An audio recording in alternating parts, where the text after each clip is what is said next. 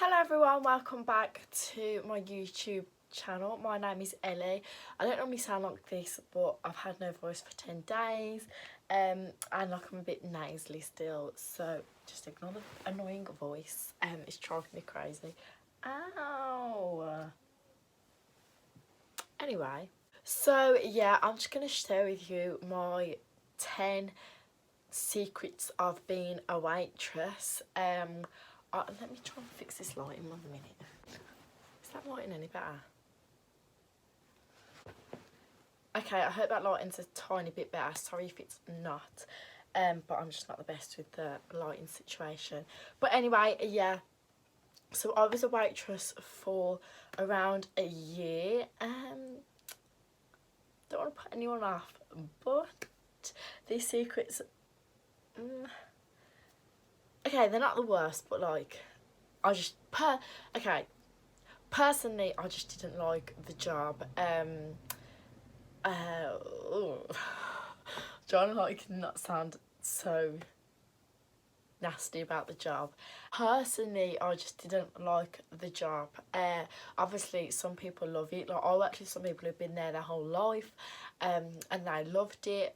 Just there were parts of it that I loved, don't get me wrong, like there were parts of it I really enjoyed compared to other jobs, but there were more unenjoyable parts to enjoyable parts. So yeah, I'm just going to share with you anyway my 10 secrets of being a waitress that you may not have knew before. And this might help anyone who maybe is looking to become a waitress. So yeah, anyway, let's just get straight on with it. So secret number 1 is waitresses genuinely do rely on tips. I remember at my interview, the manager said to me, we give you a low wage because we know you're going to get tipped. So they like compromise your wage on the fact that you're going to get tipped. So if everyone comes in that day and doesn't tip, because obviously you don't have to, it's completely your choice, you're getting a rubbish wage, like, and they rely on the tips. So yeah, genuinely waitresses do rely on the tips because the wages are horrendous. I think I was getting paid, well, they're not horrendous, you know, like I lived on it, so. But again, the tips where I worked were very good. So I was getting paid like, I think it was around £5 an hour. So yeah, it wasn't the best. But it was livable, I suppose. So, and where I work, like I said, the tips were good. So thank you everyone for tipping me.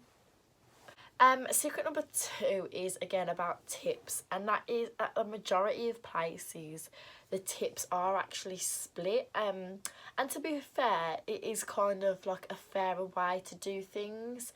A lot of people might think it's not, but I personally did. So where I worked, we gave 1% of the money we took of the day. So say if we took like £1,000, as in the meals people bought, not the tips we have, it wasn't 1% of the tips, it was 1% of what the money we took that day. So yeah, if you earned no tips, you still had to give 1% as well, like, so you kind of had to take it out your own money, which that part is unfair. However, these tips go towards the bar staff, which is unfair for them because they're not going to get tipped. The kitchen staff, again, they're not going to get tipped. So yeah, it is kind of a fair way to do it. And then at the end of the month, all the tips that have gathered up, everyone, it just gets split between like the bar staff, the kitchen staff, front of house people and things like that. So I think that is like a fairer way of doing it, and it's only 1%. It honestly works out to be like a couple of pound, if that, a day. So yeah, it is like a fair way to do it. And where I worked, like I say, you did get pretty decent tips. Like I got tipped more than I got paid in a day. So say if I earned £30 a day, I would probably end up taking home like £40 in tips. So yeah, it is not bothered. So yeah, it doesn't really bother you when you just have to give them a couple of pound out of that. So yeah, they actually do get split. Secret number 3 is the leftovers are actually majority of the time our dinner. So where I worked, I would often work till close, which meant it was a late night for me. So all the leftovers that were left I would plate up and either bring home for dinner or just quickly eat it before I left there. So yeah, the leftovers that don't get eaten, sorry about the car. The leftovers are actually normally, well, where I worked, again, I'm not going to say where I worked in case I say I didn't enjoy it and things like that, but I'm just talking from where I personally worked. The leftovers were our din-din. Secret number 4 is a frustrating one for waitresses. So basically, when people come in, they will often say like, I want to sit on that table or I want to sit there, and not like where we sit them. However, just because the table is free, it doesn't like empty, it doesn't mean the table is free. So say if we've got a booking, we have to keep the table free for like an hour before they even turn up. So, and if we sit them there and the booking turns up and we say, sorry, we haven't got your table because we've sat someone else there, like, it's not going to go down well. So it, just because the table is empty, it doesn't mean the table's actually free to sit on. As well, a lot of, say, a table of 2 want to sit on a bigger table, like a table of 4, a table of 6, and it's frustrating because we wasn't allowed to, in case we ran out of tables and a table of 6 walked in and we had to turn them away because a table of 2 was sitting on a table of 6. If that makes any sense, I feel like I explained that really bad.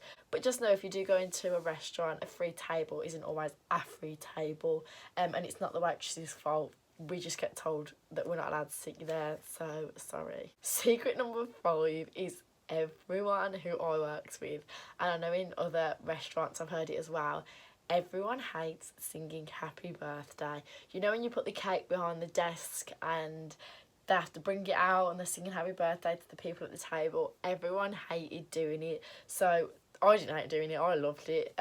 So everyone would always make me do it. But the only awkward thing is, obviously, you don't know the person's name. So you're like, happy birthday, dear. And it's so awkward. But apart from that, I didn't mind it. But everyone else hated singing happy birthday. They tried to rally up as many waitresses as they could so they didn't feel alone. And the most awkward thing is when the table doesn't sing along. So say if I walk over with this cake, don't know the name, I'm tone deaf singing even happy birthday, and no one joins in, and I'm just like, this is awkward. So yeah, everyone hates singing the happy birthday song. Secret number 6 is important if you are going to get into waitressing, to know, it is the most unsociable hours to work. Think, who goes for a meal Monday to Friday, 9 till 5? It's so dead at them hours. The only people are really like older people. So the majority of us worked evenings, and Saturday, Sunday you could not get out of. Like, everyone had to work Saturday, Sunday. You couldn't get out of that. So there was only one woman who got out working Saturdays and Sundays. So yeah, it is really unsociable hours. And obviously, like, Mother's Day, Father's Day, Christmas Day are all such busy days in restaurants. Everyone takes their mum or dad out.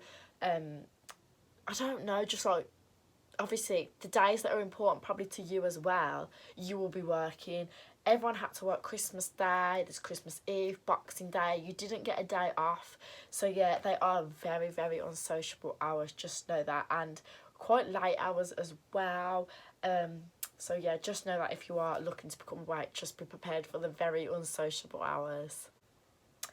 Secret number 7 is you will find customers will try and like sabotage their food for a discount. The things I've seen people do to get a discount is unbelievable. Like, I mean, where I worked, the food was so cheap. Like, just pay for the £3 dinner. It's so cheap, honestly. For what you got, it was really, really affordable.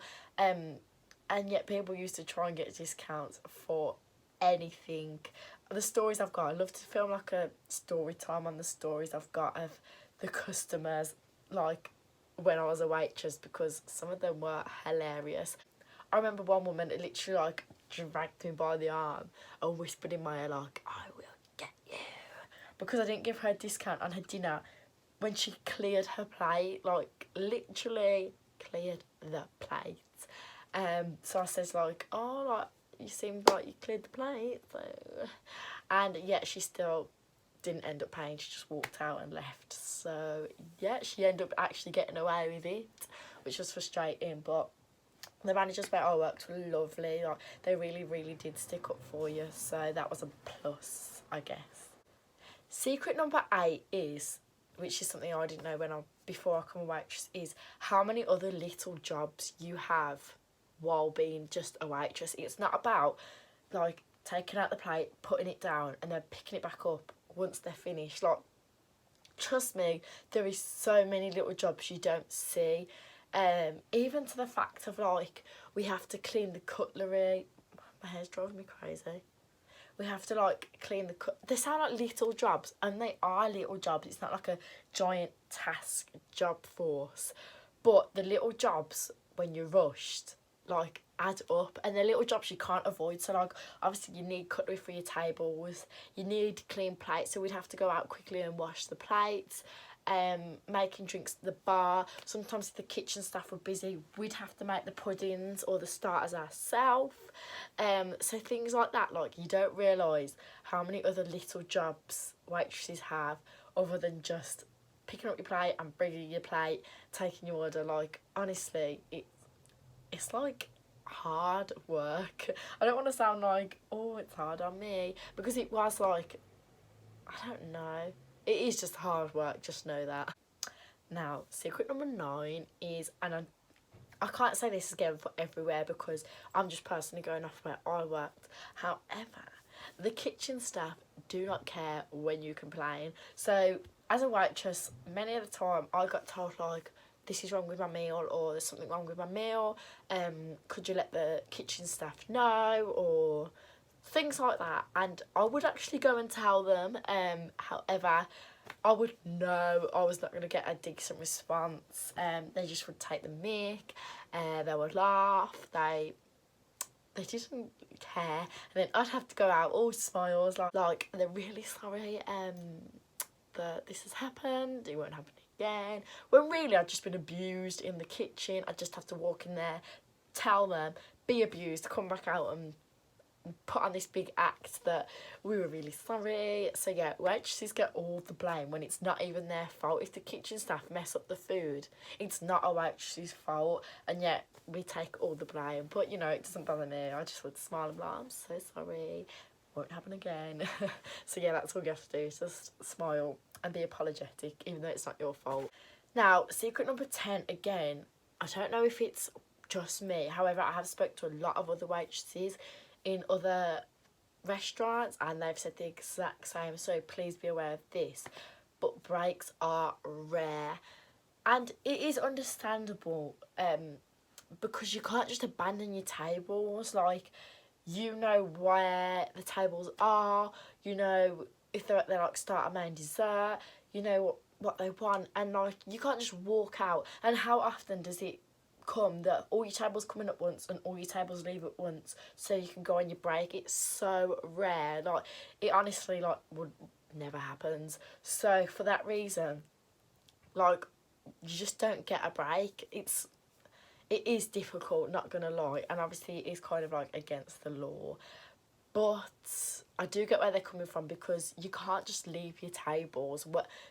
There's no one to take over you. So yeah, it is hard work. I would go home some nights in tears because I was that hungry and that tired, because I've been on my feet all day with no food, serving food, which is even more frustrating when you're starving.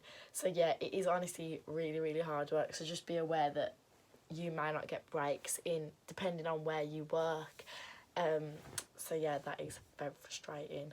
But yeah, that was my 6 secrets of waitressing. If you have any more questions about waitressing, please leave them down below. I'm not going to say where I worked, so if you was wondering that, I'm really sorry, but I just don't want to, I don't know if I've mentioned anything bad, I don't want to like put a downer on them, because they honestly were really nice, but I just didn't personally enjoy the job. But if you do have any other questions, please leave them down in the comments below. And also, if you'd like me to film my little story times of when I was a waitress, again, let me know, because I do have some quite interesting stories. So yeah, I think that is everything. So yeah, thank you so much for watching. I really hope you did enjoy my little secrets video, and I will hopefully see you on my next one. Bye.